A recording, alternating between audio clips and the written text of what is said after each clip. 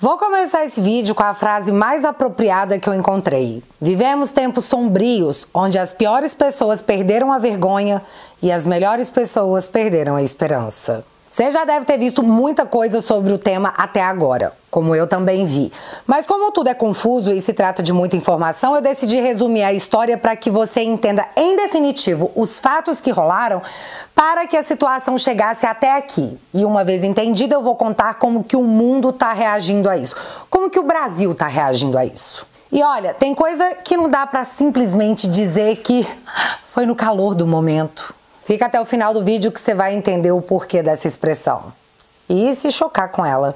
Antes da gente comentar o que aconteceu no sábado passado, eu vou ter que te contar uma história. Vamos começar lá atrás, muito lá atrás, nos tempos de Abraão. Abraão tinha origem semita e vivia em uma cidade suméria há mais ou menos 2000 anos antes de Cristo. Na época era comum os sumérios adorarem vários deuses, que em troca retribuíam com presentes e graças. Mas Abraão foi aquele que Deus foi falar diretamente, dizendo para ele sair da cidade rumo a uma nova terra, onde ele fundaria uma nova nação. Então Abraão pegou sua esposa, familiares e servos e partiu rumo a essa nova terra. Abraão foi para Canaã.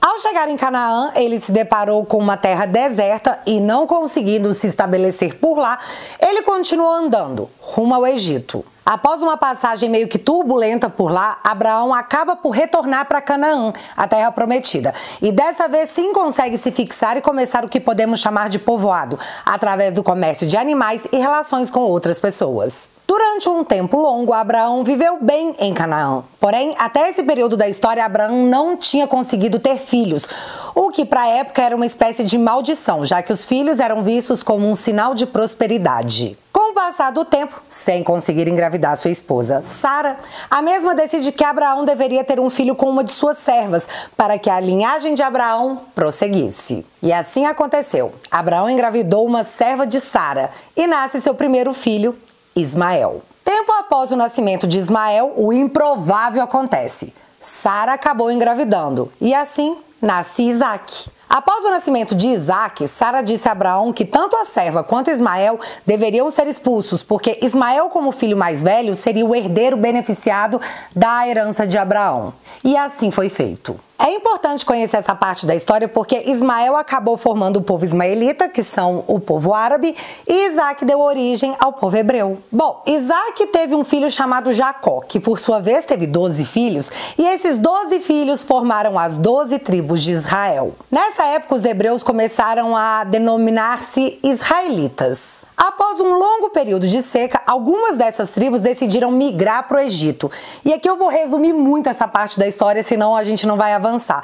Mas o povo hebreu, ou israelita, que chegou ao Egito, acabou escravizado pelos egípcios. Esse período de escravidão foi longo, chegando ao fim com a vinda de Moisés, que também foi procurado diretamente por Deus para que ele levasse seu povo de volta para Canaã, a terra de Abraão. E assim mais uma vez foi feito. Príncipe do Egito. Todo mundo assistiu, né? Porém, quando o povo hebreu retornou para Canaã, não havia apenas as demais tribos de Israel que por lá ficaram. Muito tempo se passou e outros povos fixaram moradia naquelas terras, como os filisteus e os cananeus. E aí guerras e conflitos aconteceram durante um longo período, até que os israelitas conseguiram retomar uma parte grande da cidade e novamente dividi-la entre as 12 tribos de Israel. Assim pararam as tretas? Não, porque as 12 tribos também começaram a brigar entre si. E para que os conflitos fossem mediados, eles pediram ao profeta da época, Samuel, que ascendesse um rei das tribos de Israel, para que os conflitos terminassem. E assim, Samuel nomeia Saul, que se torna o rei das 12 tribos de Israel. E após a morte de Saul, Davi chega ao trono. A história de Davi é bem longa, mas o que precisamos frisar aqui é que foi no reinado de Davi que Jerusalém foi estabelecida como a capital do reino. Após a morte de Davi, seu filho Salomão chega ao reinado.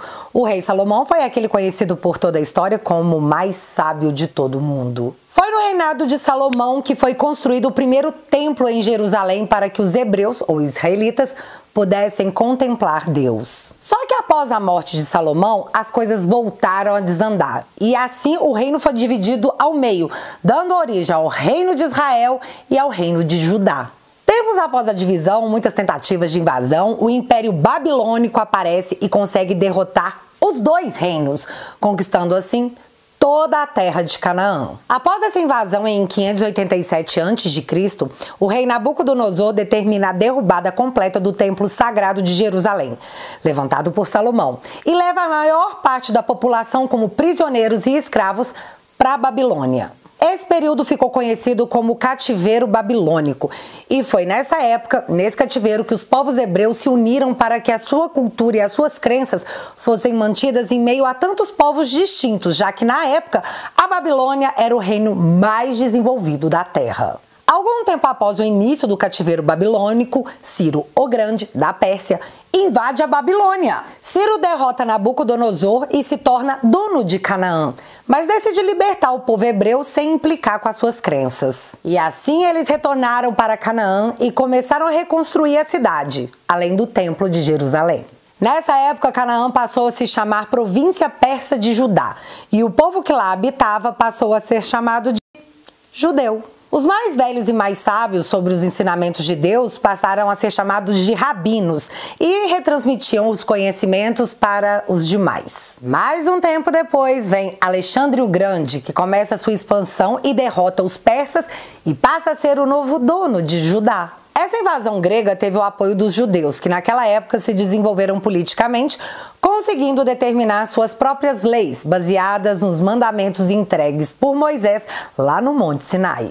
E assim tudo foi correndo bem até a morte de Alexandre o Grande, em 323 a.C. O Império Romano vinha se desenvolvendo e se expandindo por todo o mundo. Invadiram a Grécia e foram tomando todas as regiões, até que no ano 63 a.C.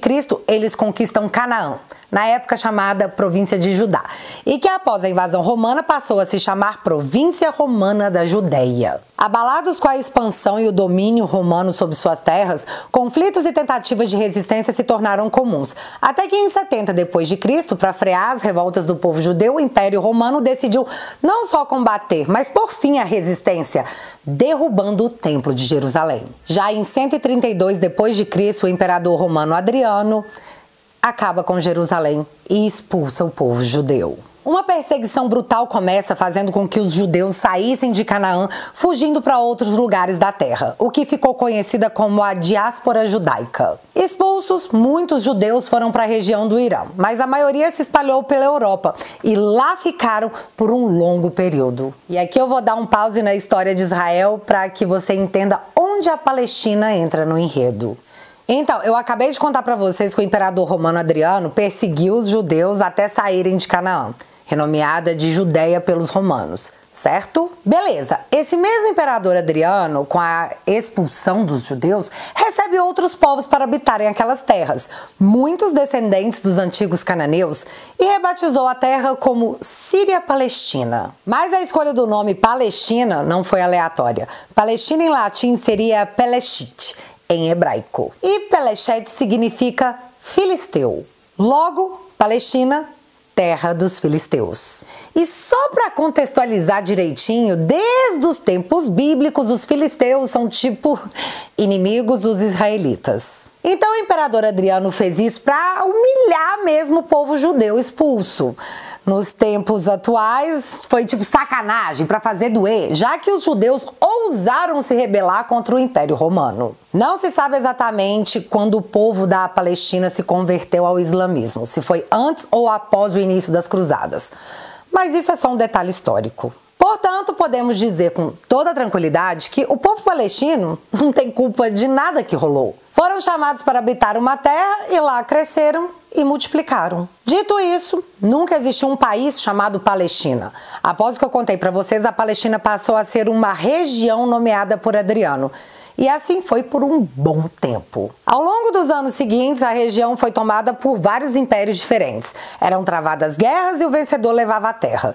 E assim foi até o meio do século XVI, com a chegada dos turco-otomanos, do Império Otomano, que dominaram a região e se tornaram os donos das terras de Israel, até meados de 1920, que foi quando o Império Turco-Otomano caiu, após a Primeira Guerra Mundial, e a região passou a ser controlada pelos britânicos. Os ingleses tinham interesse na região porque eles acreditavam que era uma uma região cheia de petróleo, mas não era. Então o local passou a ser um problema, porque tinham muitas regiões, até mais interessantes política e economicamente, que demandavam atenção. Logo, o que fazer com essas terras? Bom, no começo da solução, eles fizeram um esboço de mapa com divisões de terra e começaram a entregar para as famílias dos sheiks. E é aqui que eu preciso entrar com um outro detalhe histórico sobre como os judeus estavam tentando se reorganizar para voltarem a ser um povo de uma terra. Vamos falar do movimento sionista. Iniciado no século XIX, o movimento sionista teve como fundamento o direito do povo judeu a habitar sua própria terra, seu próprio estado, ter o seu país, para que assim os judeus pudessem estar em segurança.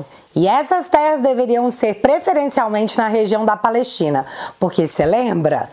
Terra prometida a Abraão? Mas continuando, quando os britânicos estavam dividindo as terras entre os sheiks, os judeus pediram à Liga das Nações uma terra para poder ser sua pátria. E assim ocorreu o Acordo de Balfour para a construção do Estado judeu, desde que a construção do Estado não interferisse nos povos não judeus que viviam por ali. Com isso, na década de 20, uma migração de judeus começa de volta à região, o que irritou bastante os povos árabes, já que os judeus que tinham dinheiro estavam comprando suas próprias terras. E os povos árabes também não eram melhores amigos dos judeus, né? Os britânicos prometeram terras para os judeus, mas eles também prometeram para os árabes, que ao enxergarem a migração judaica para as terras, tomaram a situação como uma tentativa de colonização dos britânicos e dos judeus. Os árabes disseram que, por direito, a terra era da Palestina. E aí os conflitos começaram. Acordo de Balfour emperrado. Entre 1936 e 1939, revoltas árabes aconteceram contra britânicos e judeus. E foi assim que, para acabar com o conflito, foi publicado o Livro Branco. O plano era inserir árabes e judeus no governo de forma proporcional à quantidade de habitantes que existiam na Palestina. E em 10 anos, cada um poderia ter o seu estado próprio. Só que em 1939 a perseguição aos judeus pelo mundo aumentou bastante com a ascensão do... E poucos meses depois da publicação do Livro Branco, a Alemanha invadiu a Polônia. Começa a Segunda Guerra Mundial e o povo judeu foi a maior vítima do conflito. Então, eu não preciso nem falar aqui o que aconteceu porque todo mundo sabe da tragédia que foi. Mais de 6 milhões de judeus perderam suas vidas no capítulo mais maléfico da história da humanidade. Após a Segunda Guerra e somado todo o contexto do que sofreram, a ideia do Estado judeu ganhou força. Em 1947, a ONU publica um plano de partilha da região entre judeus e palestinos. E a região ficou dividida desse jeitinho que você está vendo no mapa, tá? Amarelo para a Palestina e azul para Israel. Os judeus aceitaram a divisão, mas os palestinos não. Eles alegaram que perderam território e que a divisão desse território diminuiu a quantidade de suas fronteiras. Além disso, havia disputa por Jerusalém, sagrada tanto para judeus como para palestinos, assim como para cristãos. De imediato, os caras pensaram em dividir Jerusalém no meio, em oriental e ocidental. Não deu certo. Depois, eles pensaram em não dar Jerusalém para ninguém, para ser de todo mundo. Só que também não deu certo. Só que assim, hoje, para todos os efeitos, Jerusalém foi dividida entre oriental e ocidental, que eu vou comentar novamente mais pra frente. Após toda a tensão da guerra, uma solução para isso era o que os britânicos mais queriam.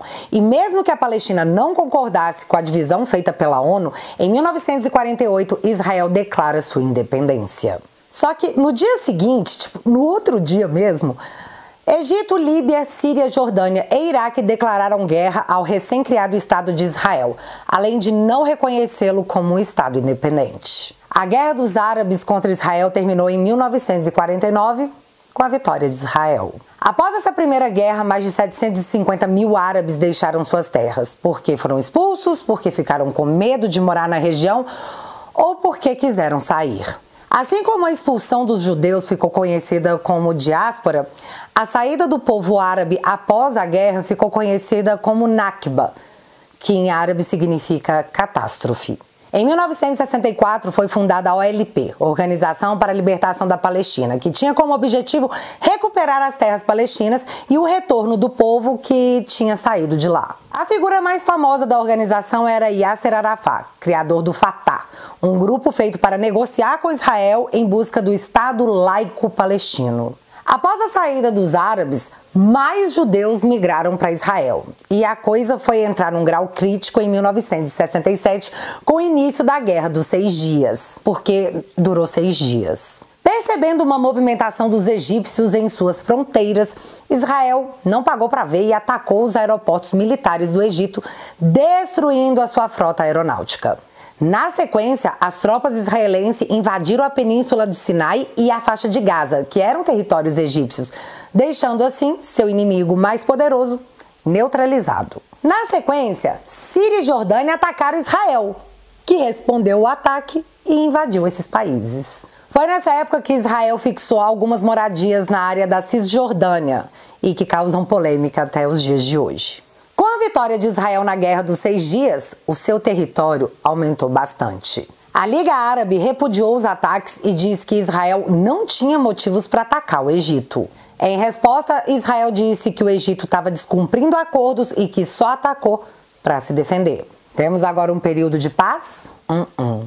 Em 1972, nas Olimpíadas de Munique, 11 membros da equipe olímpica de Israel foram feitos reféns por 8 terroristas palestinos. O resultado foi a morte de 5 atletas e 6 treinadores israelenses, além de 5 terroristas. Em 1973, no Dia do Perdão, uma das datas mais importantes para os judeus, estoura a Guerra de Yom Kippur, onde Egito e Síria fazem um ataque surpresa a Israel. 20 dias depois, Israel derrota ambos. Mas, em 1979, a esperança renasce, já que Israel e Egito enfim assinam um acordo de paz em meio aos protestos do mundo árabe. Tanto o presidente do Egito quanto o primeiro-ministro de Israel à época dividiram o Prêmio Nobel da Paz pelo ato. Assim, o Egito se torna o primeiro país árabe a reconhecer Israel como um Estado e Israel devolve ao Egito a Península de Sinai. Tudo bem agora na história? Não, já que em 1981 o presidente do Egito foi assassinado por radicais que não se conformavam com o acordo de paz. E é nesse ponto da história, após o assassinato do presidente egípcio, dentro da década de 80,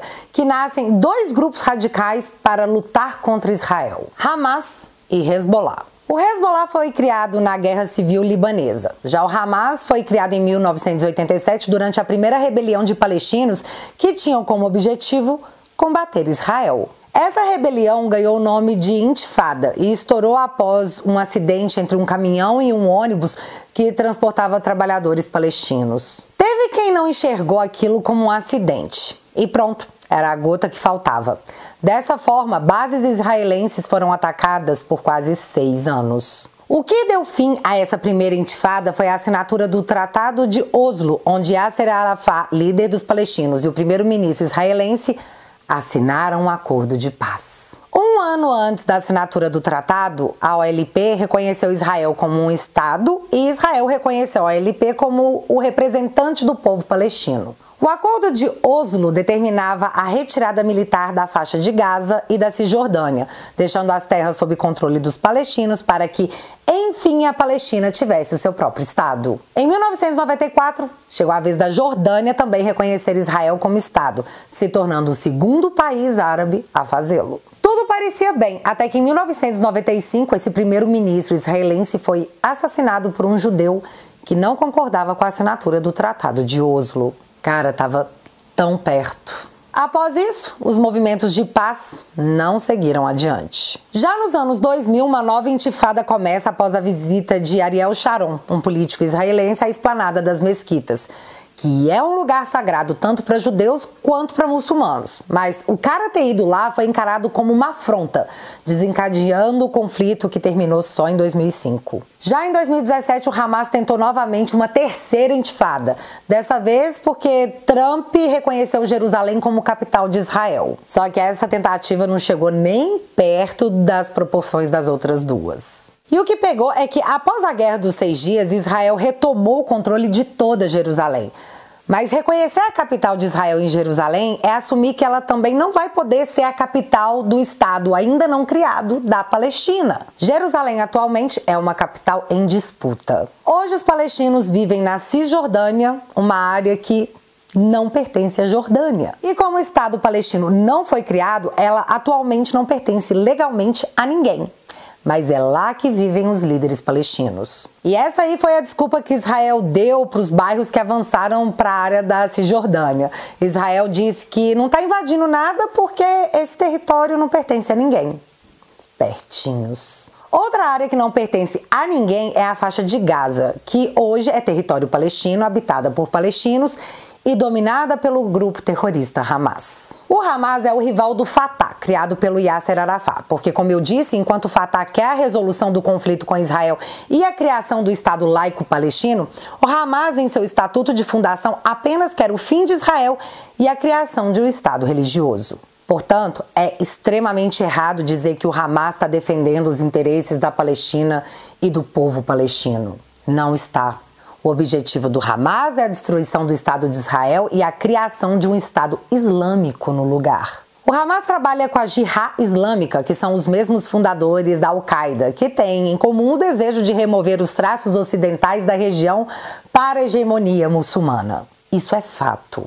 E só para você entender quando foi que o Hamas tomou o controle da faixa de Gaza, foi ao fim da segunda intifada, onde o Ariel Sharon determinou a retirada das tropas de Gaza, abrindo espaço para que o Hamas dominasse o local, que é pequeno, e vencesse as eleições. Após a tomada de Gaza pelo Hamas, um bloqueio foi feito para que a vida do Hamas fosse dificultada.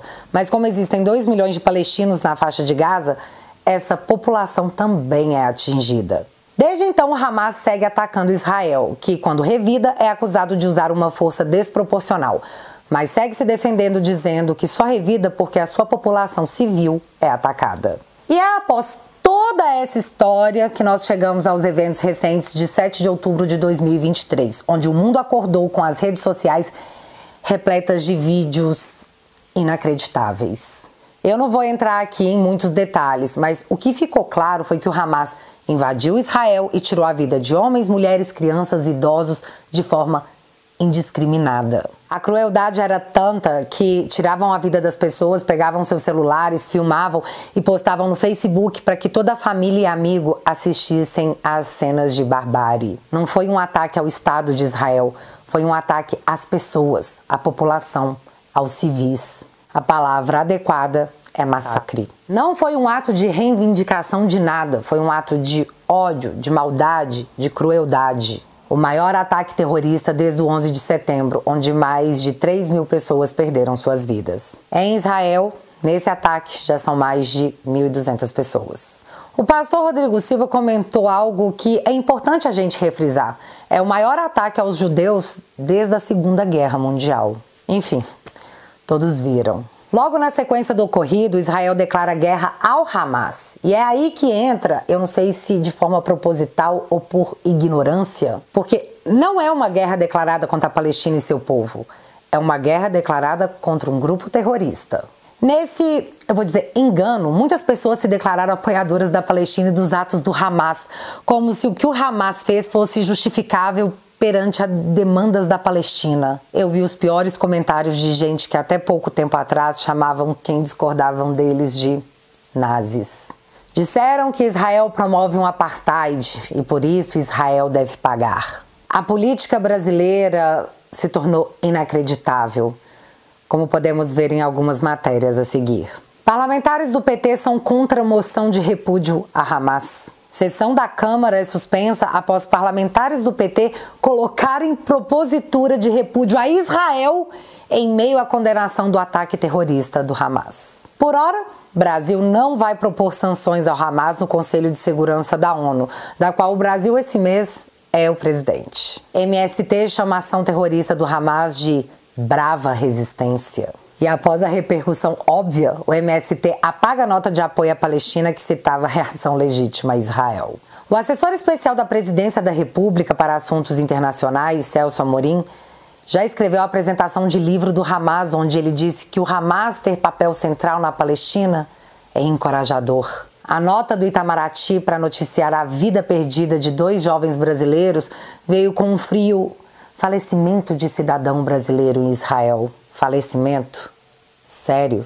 Em entrevista na Globo, o ministro da SECOM, Paulo Pimenta, disse que chamar ou não o Hamas de terrorista depende da ONU. Mas em seu perfil ele chamou os presos políticos do dia 8 de terroristas. O embaixador de Israel no Brasil ressalta a falta de sensibilidade do governo do Brasil em pronunciamentos sobre o Hamas. Aliás, um ato foi convocado em Brasília por PSOL, o DCE da Universidade de Brasília, PT Juventude, MST, PCdoB, o Partido Comunista do Brasil, PCB, dentre outros. Mesmo com conhecimento das imagens, mesmo sabendo o que o Hamas fez, eles foram até o ato para gritar: Viva Hamas! Um funcionário público nomeado por um parlamentar do Partido Comunista do Brasil falava abertamente sobre o seu apoio ao Hamas, além de zombar de cenas de mulheres violadas por terroristas. O cara recebia mais de 20 mil reais por mês de salário, pago com o seu dinheiro.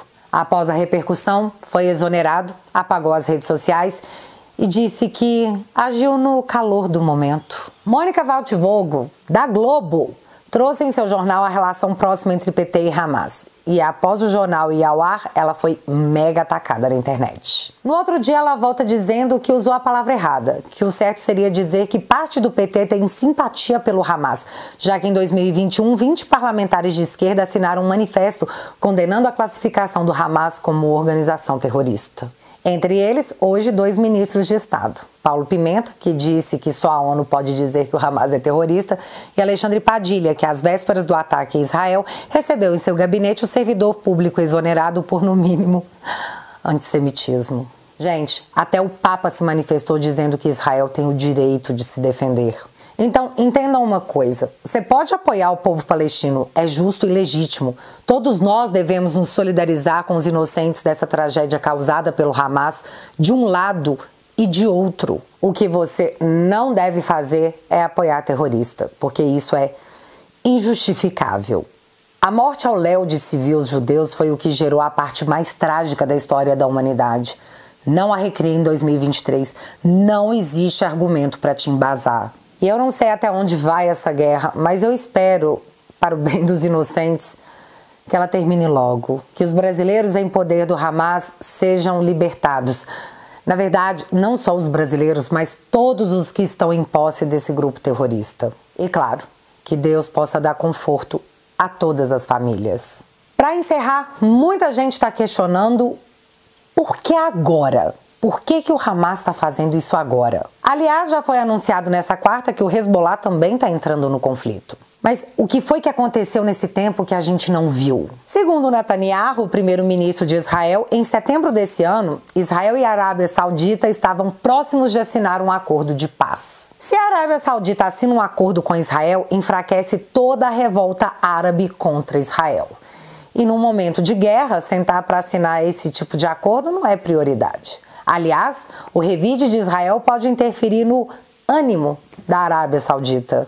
Para mim, faz sentido, apesar de ter várias outras teorias. Bom, galera, isso foi o resumo do resumo para que você pudesse entender de fato o que rolou nessa longa história que definitivamente não começou no sábado, dia 7 de outubro. Lembrando que domingo tem o Te Atualizei News lá na plataforma. E se você ainda não faz parte da família, entra lá no www.teatualizei.app. Eu vou deixar o link fixado aqui no primeiro comentário. Mas agora eu quero saber de você. Você conseguiu entender a história toda? Qual sua teoria? Me conta aqui nos comentários que eu quero saber. Se você ainda não é inscrito aqui no meu canal, meu amigo, se inscreve e deixa seu like. Porque você já sabe, acontecendo alguma coisa de relevante ou irrelevante, a gente volta. Beijos, galera. Fui!